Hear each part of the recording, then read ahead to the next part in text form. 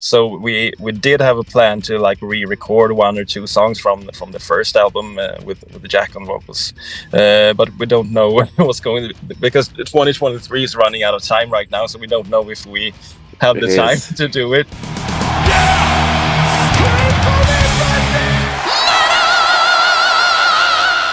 Hey everyone, welcome to the channel. My name is Belgian Jasper. If this is your first time in the channel, hit subscribe right now.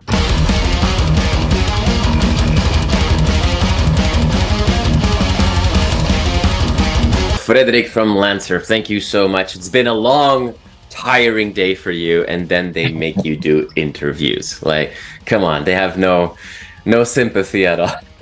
I hope you're feeling okay, though. How are you feeling? Because when we're talking, the album's out for 2 weeks. Usually I talk to people before an album comes out. In this case, we talk after the release. Would I have... You come across very calm, relaxed. Would I have seen a much more eager Fredrik before the launch? How different is this for you right now? Well, I'm pretty, laid back as a person, like always. So, but of course, inside it's like, it's a kind of a storm inside once you put out an album and you just wait for everyone to listen to it and all the reviews to come in and stuff like that.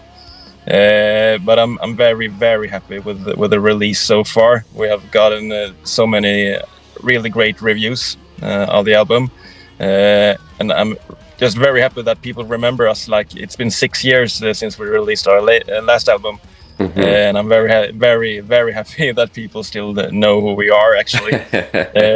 And not the least that we are returning with with a new vocalist and a new drummer, and people are just liking it anyway. So yeah, really, really happy.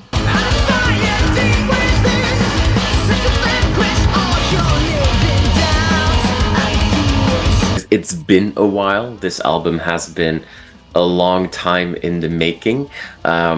Does that mean that you feel like, okay, there's a huge weight off your shoulders and you can take a breath? Or does that mean that, no, now it's time to accelerate, let's get going? Like what's that?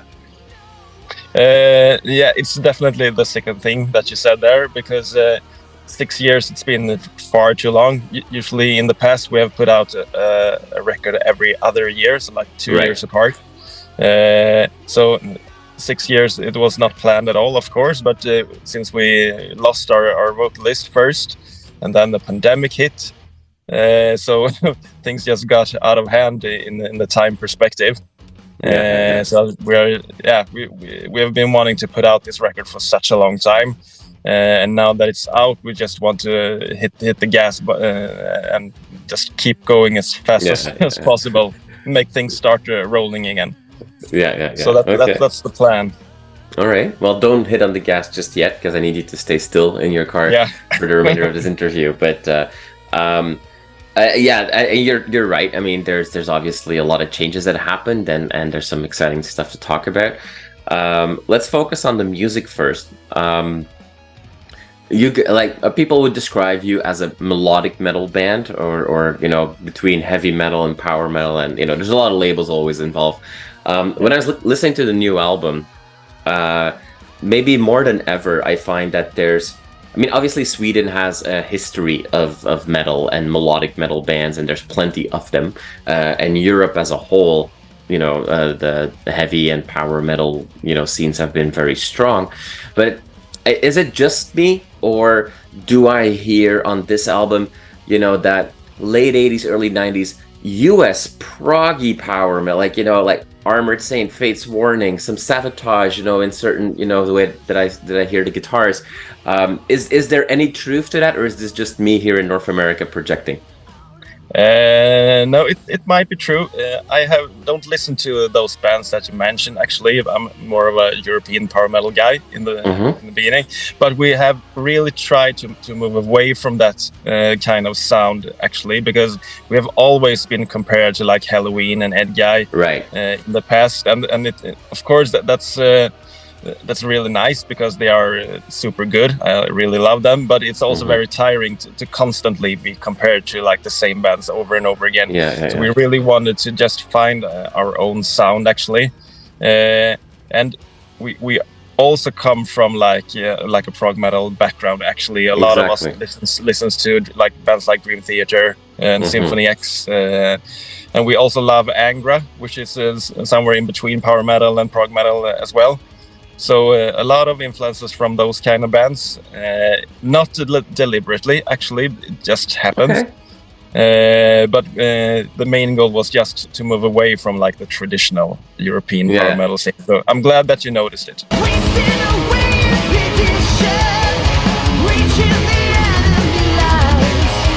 So you mentioned it wasn't necessarily deliberate. So it's not that when you were writing for this album that you were thinking, okay, let's allow ourselves to be a little bit more funky at times and to change.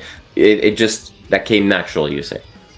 Yeah, it came naturally, but we like I said, we listen to those kinds of bands that do those stuff. So it comes whether we want it or not. I think. Okay, and there's another element that comes out now with the band. I find more than before with the new vocalist, with Jack on board. A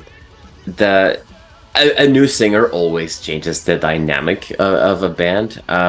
With Jack, when I was listening to him, I was like, at times he reminds me of like Dougie White and brings like a bit of a bluesy twist to your music as well. Do you agree with that? Yes, I totally agree. People have actually asked me in a lot of interviews what we think of Jack, because he's not a traditional power metal singer. Right. So he comes more from like a classic rock background, and I usually tell people that I think that he sounds like an Yngwie Malmsteen singer. So Dougie White is a perfect example of that. So you really got it, I think.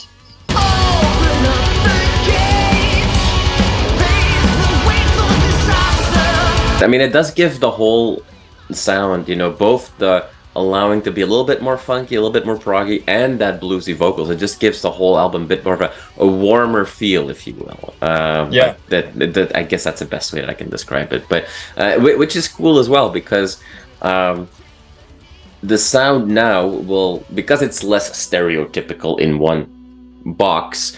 You do open up to a lot more markets that way as well, and people that are fans of 80s classic rock could easily listen to this album. But also people that you mentioned Ed Guy before, like people that are more into the upbeat power metal craziness from the early 2000s will also find this as well. So you open up yourselves to a lot more audiences and bands you could play with and share stages with. So that'll be exciting to see what comes our way.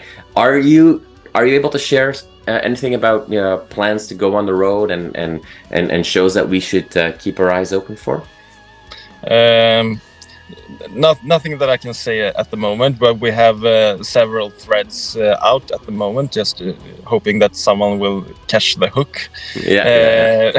But we actually got an email today from some certain guys telling us that there might be something that he can present for LANCER. So hopefully within like a week or two we will know. But then the rest of the world will have to wait until everything is settled and booked.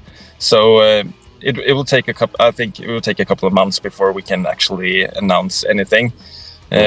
But I guess I don't know. I have no idea what it is that they are going to present to us. But I'm guessing that it's Europe, of course, first. But would really love to come to North America. We have never been there. It would be totally awesome. But I don't know how it's going to happen right now, because I hear it's very problematic for small European bands to come over and play, get work visas and stuff like that. But we hope.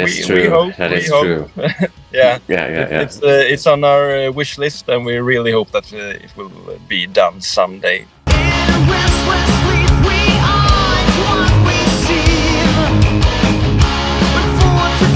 Something I wanted to ask you, because I was listening to the album a couple of times, and the more I listened to it, although it's as far as I know, not a concept album in any ways, or the classical sense of the word. But when I look at how the songs flow, it feels like there's like 3 distinct chapters going on that also correlate with the sides of the vinyl that came out. And so I was wondering if, even though it's not necessarily one story being told, is there some truth to that you know, the first 3 songs kind of form a nice arc, and then the next group and the next group, or is this just a coincidence? It's not a coincidence. It's not like they form like an arc, but it's our other guitar player Iwo that made the track list, and he always thinks in a perspective of it, that it should work live. That you can play like the first song and just keep going in the same order, and it will be like a good live flow throughout the whole record. So that's what we have been aiming for. Yeah, but I think it really works. The vinyl sides really worked out perfectly, as you said. I'm very, very happy with how it was put up between the sides. So the flow works really well. You know, let's go back to, because you meant to say like, oh, you know, we were thinking of what would be a great way to play these songs live. With everything that we know, that the previous material, it's been a while. You have new band members. Most importantly, not to discredit other members in the band, but a singer change. It's such a noticeable difference always. When you are planning these upcoming live shows, once you're ready to announce them, does that mean that we should really look at this album was the fresh start, if you will, of LANCER 2.0, and that the majority of the live focus will also be on this new album? Are we putting the older stuff a little bit more in the parking lot, or what's your thought? In the beginning, we are definitely focusing more like on the new album, of course, because we are in this album cycle right now, and we want to like promote it in the best way we can. And those songs are of course written for Jack, so it's like his songs, but he has no problem with singing the old material as well. And we are never going to leave the old material behind, because that's LANCER as well. It's part of our history, and we know people want to hear certain songs when we play live. So we are never cutting out the old material. But we are more focused on Tempest right now, of course. But when we have done like certain amount of shows, we will maybe evenly split up the songs between all the records. I believe. Okay, so does that mean that Jack is adjusting his style to fit the old material more, or as you guys are rehearsing, are these classic songs being somewhat reshaped to fit a little bit more the new sound and identity of the band? We don't do any changes in the song, but of course he's doing his own take on the vocals. He doesn't change the melodies, but as you said before, like he has this bluesy stuff going on, so he involves that quite a lot, and which makes it it kind of sounds like it's new songs, even though it's not. So it's very exciting just to present the old material as well, because this sounds so different with a new singer.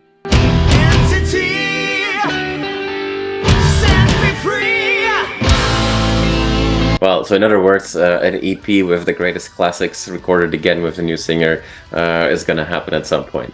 Good to know. we actually have like a 10-year anniversary of our debut album this year. So we did have a plan to like re-record 1 or 2 songs from the first album with Jack on vocals, but we don't know what's going to, because 2023 is running out of time right now, so we don't know if we have the time to do it. But it might happen anyway, to release like next year or something, just to celebrate that we have been doing this for 10 years plus. Right.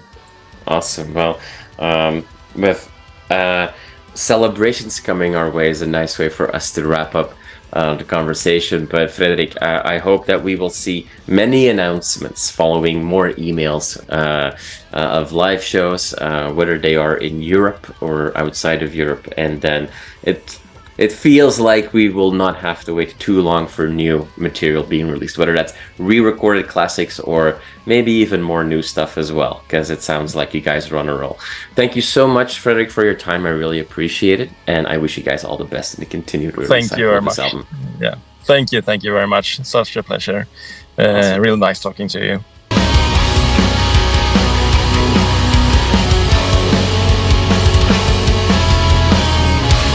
You are awesome for watching this video. Click right here to see more content like it and subscribe to the channel.